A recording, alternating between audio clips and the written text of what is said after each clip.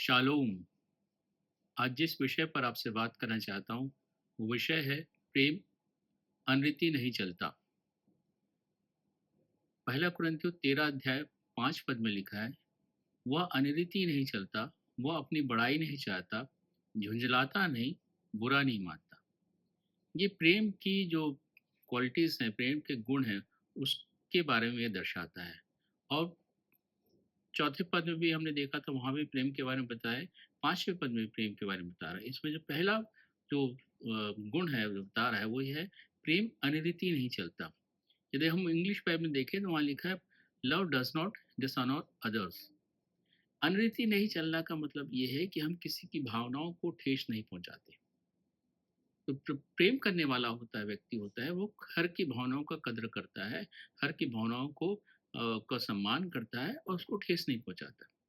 और ये प्रेम की जो क्वालिटी होती है, प्रेम सबको बराबर इज्जत से देखता है, सबकी भावनाओं की कदर करता है, सबकी आदर करता है।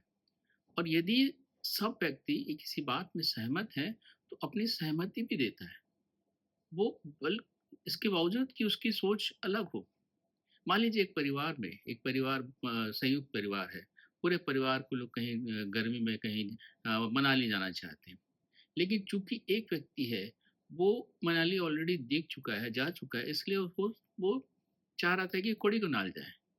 लेकिन जब सब लोगों ने चाहा कि नहीं हम मनाली जाएँगे, तो व्यक्ति भी वो सदस्य भी मनाली जाने के लिए तैयार हो जाता है। क्यों?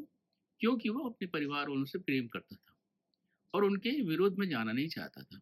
इसी प्रकार से जब सब लोग किसी बात में सहमत होते हैं, तो जो व्यक्ति सबसे प्रेम करता है वो भी उस बात में सहमत हो जाता है।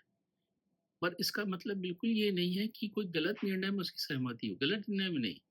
निर्णय सही हो निर्णय सही हो तो वो प्रेम के खातिर उस निर्णय के साथ सहमत हो जाता है। विशेषकर हम इस बातों को हम पति पत्नी के रिलेशन में देख सकते हैं। पति पत्नी के रिलेशन में एक दूसरे की भावना का कदर करना बहुत जरूरी है। यदि भावनाओं का कदर नहीं होगा तो संबंध टूट सकते हैं। इसलिए जब तक प्रेम होगा तो एक दूसरे की भावनाओं का कदर करेंगे, एक दूसरे को ऑनर करेंगे। प्रेम नहीं होगा तो हम ऑनर नहीं करेंगे, आदर नहीं करेंगे, कदर नहीं करेंगे, और वही डिस्प्यूट होने का, वही एक मतभेद होने का कारण बनता है। और यही मतभेद उनके बीच में दरार पैदा करती है और शादी के संबंध टूटने का कारण बनता है। इसलिए प्रेम बहुत ज़रूरी है। प्रेम होगा तो आदर होगा, प्रेम होगा तो भावनाओं की कदर होगी, प्रेम होगा तो इज्जत होगा।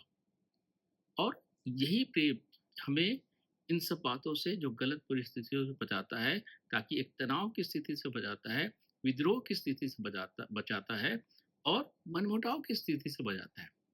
इसलिए प्रेम बहुत ज़रूरी है, आपस का प्रेम बहुत ज़रूरी है। इसलिए पति पत्नी के बीच में तो बहुत ही ज़रूरी है कि प्रेम होना चाहिए, ताकि